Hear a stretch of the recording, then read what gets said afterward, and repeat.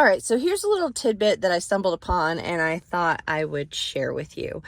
Did you know that John Lennon saw a UFO in 1974? In fact, he was so sure about what he saw that he wrote a note in the liner notes of his album Walls and Bridges. And if you look at those liner notes, you can actually see the words, "On the 23rd of August, 1974, at 9 o'clock, I saw a UFO." At the time, Lennon was separated from Yoko Ono and he was dating May Pang.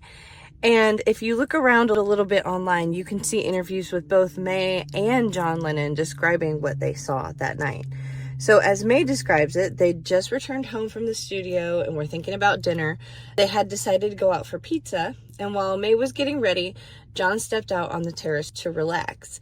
John describes seeing this craft come over a building and start to follow the East River.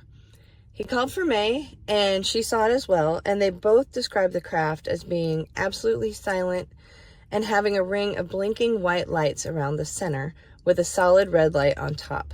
May describes seeing the underbelly and seeing heat waves coming out from the craft.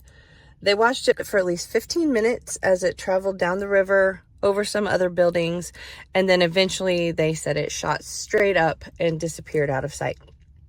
Now, another crazy coincidence is that I looked up UFO reports from all over the United States from that night, and there were only 2 other reports that were recorded.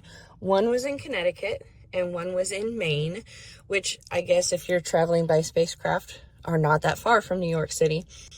But the weird thing to me was that in one of the other reports, it specifically states that 2 girls lost track of time while singing Octopus's Garden and taking a shortcut through the woods around a pond after they saw a UFO. So I think it's weird. I don't know. Maybe aliens are Beatles fans.